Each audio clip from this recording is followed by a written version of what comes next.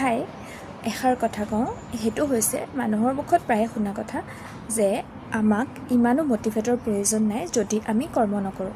সেইটো কিন্তু সঁচা কথা। আৰু বহুতে কয় কি প্ৰয়োজন এই মটিভেট ভিডিঅ'বোৰ একদম বেকাৰ। তো মই ভাবোঁ একদম সেইটো এটা মিছা কথা। মটিভেটৰ প্ৰয়োজন আমাৰ জীৱনত আছে। কিয় জানানে?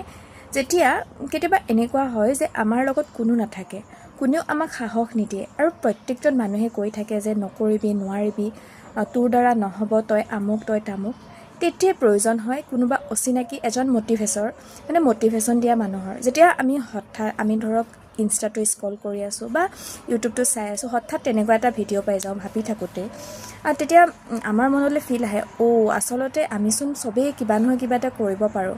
মই ভাবা ধাৰণাটো ভুল, মানুহে আমাক ল' ফিল কৰোৱা ধাৰণাটো ভুল। আমি মানুহৰ কথাত গুৰুত্ব দিব নালাগে, আমি ভাল কাম কৰিব লাগে। যেতিয়া কোনোবা এজনে মটিভেট কৰি দিয়ে তেতিয়া ভাল লাগে, হয়নে নহয় বাৰু কওকচোন? আৰু যেতিয়া কোনোৱে নাথাকে আমাৰ লগত, তেতিয়া সেই মটিভেশ্যনেল স্পিকাৰবোৰে আমাক জীৱনত আগবাঢ়ি যাবলৈ সহায় কৰে আৰু লগতে এইটো আমাক ভাবিবলৈ বাধ্য কৰায় যে আমাৰ লগত কোনোবা নহয় কোনোবাটো আছে, যে আমি কিবা এটা যে কৰিব পাৰিম সেই বিশ্বাস দিবলৈতো কোনোবা আছে। আৰু সেইকাৰণে মটিভেশ্যনেল স্পিচৰ